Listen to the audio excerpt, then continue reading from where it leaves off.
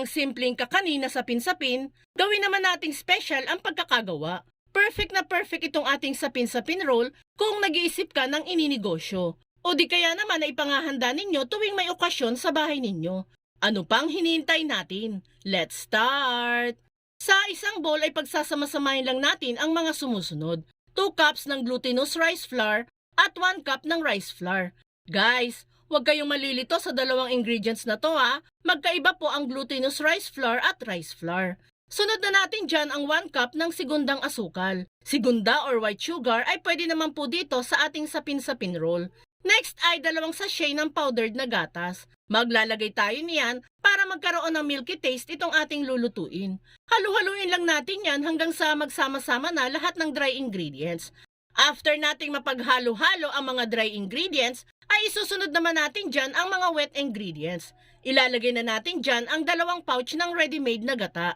200 ml ang laman ng bawat isang pouch nito guys. Kung wala po kayo nito, pwede naman po kayong gumamit ng pigang gata dito. Di hamak na mas fresh at mas mainam gamitin ang bagong pigang gata kaysa sa ready-made. At isunod na din natin dyan ang 3/4 cup ng tubig. Halu-haluin natin yan hanggang sa magsama-sama na ang mga ingredients. Alam kong curious at interested ka sa lulutuin natin ngayon. Kung sakaling magugustuhan nyo itong sapin-sapin rolls natin, pwede po bang pusuan nyo naman itong video natin? At mag-comment ka na din po ng yummy sapin-sapin rolls. Maraming salamat po! After nating mahalo-halo yan ay atin naman itong sasalain gamit ang strainer.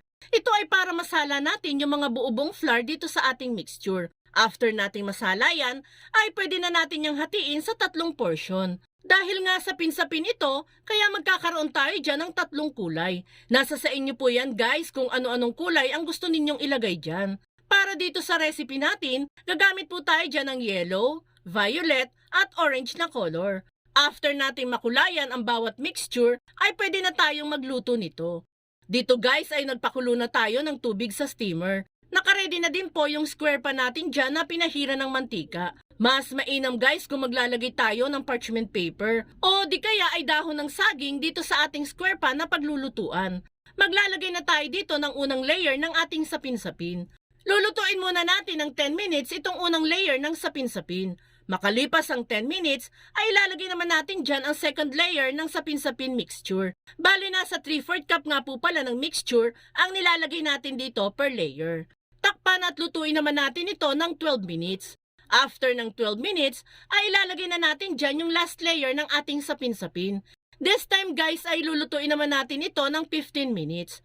After ng 15 minutes, ay naluto na ang ating sapin-sapin guys. Patayin na natin ang apoy at hanguin na.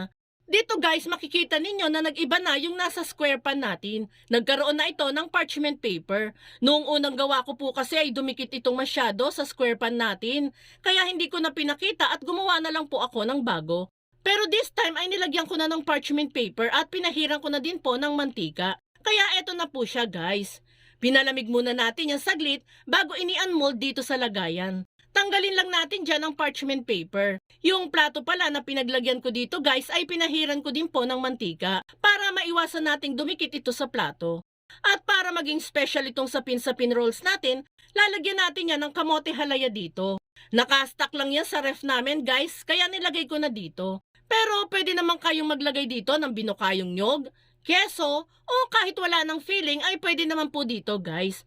After nating malagyan niya ng filling, ay marahan naman natin niyang iro-roll. Nagpahid din po pala ako ng mantika sa kamay guys para hindi masira ang ating sapin-sapin rolls.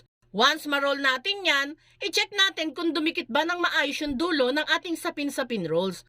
At para naman magkaroon ng ibang texture, ang ating outer layer ng sapin-sapin roll ay ipapagulong naman natin yan sa sesame seeds. I-coat lang nating maigi ang outer layer nito ng sesame seeds guys.